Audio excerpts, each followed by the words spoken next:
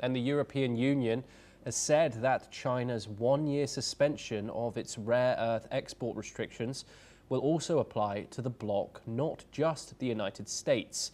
EU Trade Commissioner Markos Šefčovič said in Rome that the suspension was erga omnes, meaning it applies universally, following an agreement reached between Beijing and Washington this week. China has announced that it would pause its October export controls on rare earth materials for 1 year, after talks with the US, easing fears that had rattled global markets and supply chains. Šefčovič said the EU is now holding high-level talks with Beijing on export controls and warned that only half of European companies' license applications for rare earths had been processed.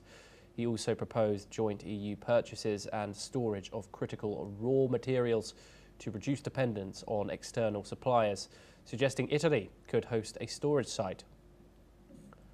Okay, we're once again joined by Quinton Hitchcock. Quinton, Beijing's suspension of export applies to the European Union as well as Washington, but analysts say this move might be strategic and not relief. In your view, is this China giving ground or buying time? I think it's China buying time. Let's remember, not 48 hours ago, China made some pretty serious concessions to the United States when they met with Trump in South Korea. So I think a lot of this is strategic. China is by far the global force when it comes to rare earth materials. And I know there's been conflict with the United States and some other countries being as dependent on rare earths, on China for rare earths as they have been for decades, going to other places like South America to secure a supply. So it's very strategic. I think China's trying to regain the upper hand, which they've had for a very, very long time. So we're going to have to wait and see, but it's very interesting developments. And might I also add, the European Union has become also probably increasingly dependent on Chinese rare earths for a number of different sectors. So they're looking for a deal as well. Yes, and Quinton, if you don't mind, for the US and of course its allies like the European Union, how urgent is the rare earth challenge? Well, it's incredibly urgent. I mean, all of our technology sectors depend on it. Our medical sectors depend on it. Defense, aviation. There's this world as it exists right now has become dependent on rare earth materials. So China has an incredible upper hand, but that increases the level of urgency that all these other countries have, especially with what's going on with a lot of the foreign conflict. You look at some of the wars breaking out across the world. These are desperate times for a lot of different countries for these rare earths. And so I think China understands that. And I think they're trying to seize an upper hand with some of the leverage that they have. Yes, Quinton Hitchcock, thank you very much for joining us. It's a pleasure having you on. We now move on and over to Europe, and Ukrainian President Volodymyr Zelensky says sanctions imposed on Russia, especially the latest US measures targeting Russian oil companies, will cost Moscow's economy $50 billion next year. Speaking at a joint press briefing in Kyiv, Zelensky emphasizes that Kyiv and Washington will work together to minimize imports from countries increasing trade with Russia. Ukraine's Foreign Minister Andrei Sybiga adds that the EU's 19th sanctions package could cut Russia's revenues by $20 billion, directly hitting its war funding. Meanwhile, Ukraine Security Service Chief Vasyl Madkyov says Ukrainian forces have destroyed 48% of Russian air defenses since early 2025, calling it a key priority. Let's have a look at what the Ukrainian president and Ukrainian foreign minister had to say. Значить, після цих санкцій Росія, по нашим даним, втратить $50 мільярдів США в наступному році. Значить, і ми розраховуємо, що ці ключові країни, які збільшили експорт, що ми з Сполученими Штатами Америки будемо працювати над тим, щоб максимально зменшити. Дам вам конкретні наслідки прийняття 19-го пакету. За оцінками міжнародних експертів, економічний ефект від запровадження 19-го пакету становитиме до 20 мільярдів доларів. Це важливо, і тому що це означає пряме зменшення надходжень в російський бюджет, який переважно спрямовується на фінансування війни. Okay, we're now joined by David K. Johnston, an American author, and he joins us live from New York. David, thank you very much for joining us. It's a pleasure to have you here on NewsX World and talking to us about this. David, $50 billion from Russia's war economy next year from these sanctions that the Trump administration have placed upon Moscow. What kind of implications will that have for Vladimir Putin and his war effort?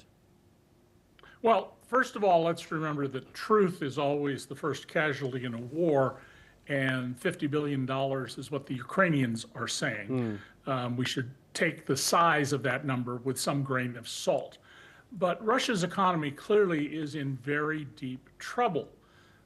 Russia is also a society where people through 100 years of experience, and even before the revolution in 1914, understood privation. So they can be ground down a lot by Putin's military tactics and spending.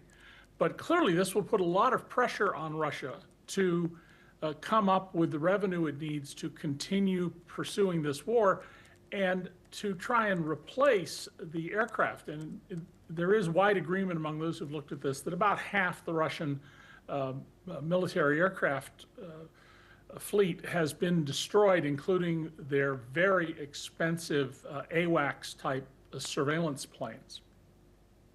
Yes, and David, how vulnerable is Moscow now? Of course, we've seen that Volodymyr Zelensky wants to get his hands on those Tomahawk missile systems to no avail so far. However, I wouldn't put it out of the question yet. He says that Ukraine says that 48% of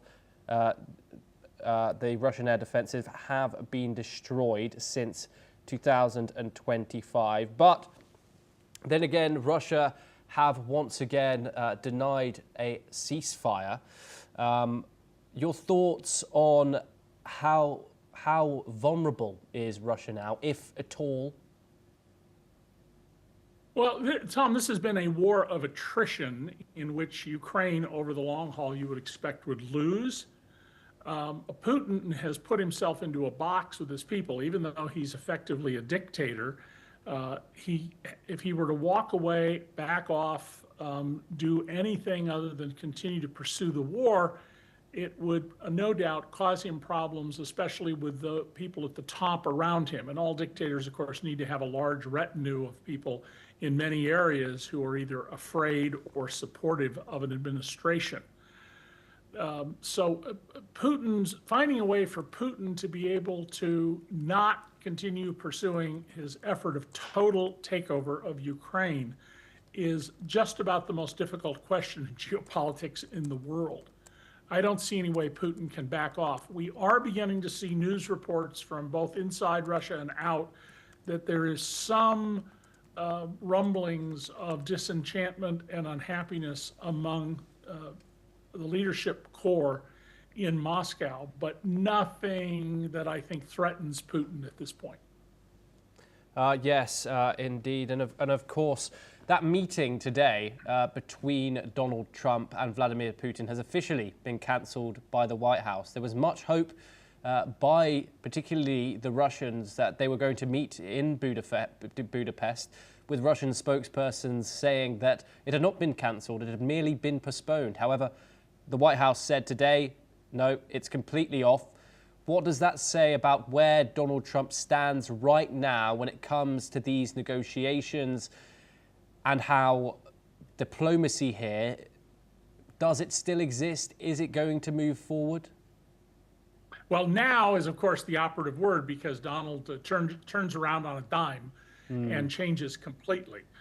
It's the Russian use of the long-range cruise missile, which can be equipped with a small nuclear weapon, that was cited as the cause of stopping this.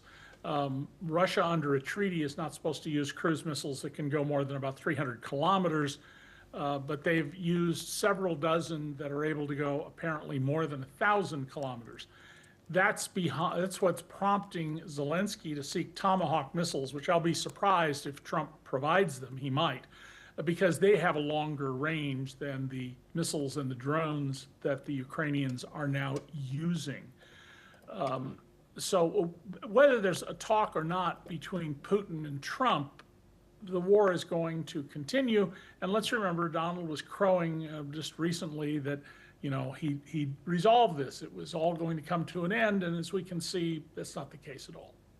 Yes, David, do stay with us. We have one final update for our viewers, and it comes from Europe, and in particular the Netherlands, where centrist leader Rob Jetten is celebrating a historic victory in a closely fought national election, defeating far-right rival Geert Wilders.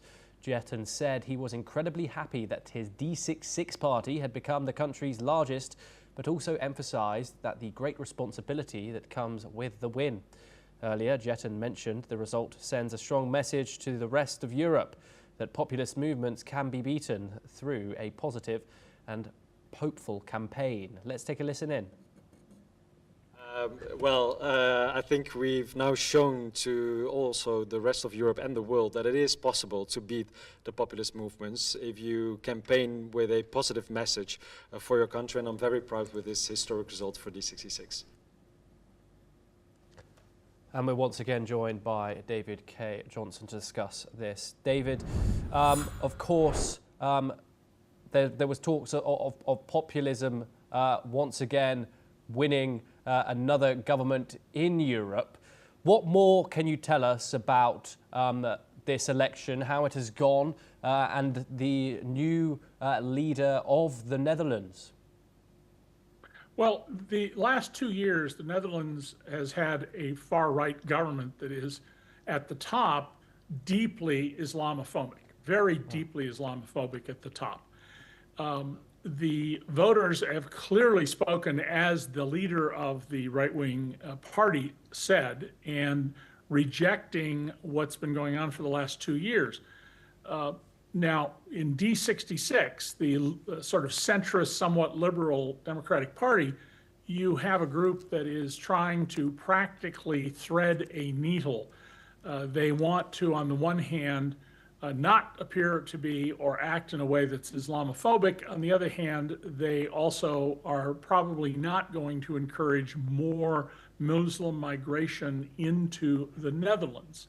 And you have a very dynamic young leader here in Jetten who is, I believe, only 38 years old. That would make him the youngest leader of a Western European government.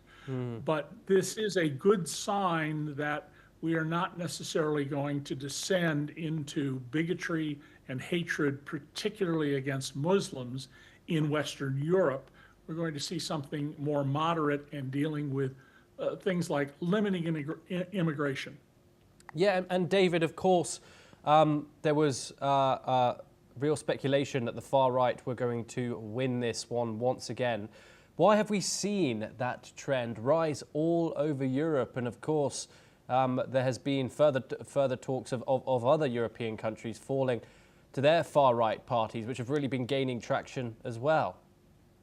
Yeah, well, in Hungary with Orban, in France with Marine Le Pen, well, she hasn't been all that successful. She keeps getting a significant number of votes. And in Germany, we're certainly seeing the rise of right-wing populism. You could also have left-wing populism. Populism is a word that implies ignorance. And a lot of the populist movements have been based on finding an enemy. And in this case, it's been immigrants from either Africa or Muslims. And as we're getting a little more experience with this in Europe and the reactions to it, especially post-Brexit, and people seeing how the British economy is suffering because they broke off from the EU and no doubt will continue to suffer, you're seeing people saying, all right, let's see if we can find a more modulated, reasonable, and rational way to deal with issues of international migration and economics. Yes, indeed. Thank you very much, David K. Johnson, for joining us here on NewsX World. It's a pleasure to have you on the programme. Well, that's all that we have time for this hour. Keep watching NewsX World.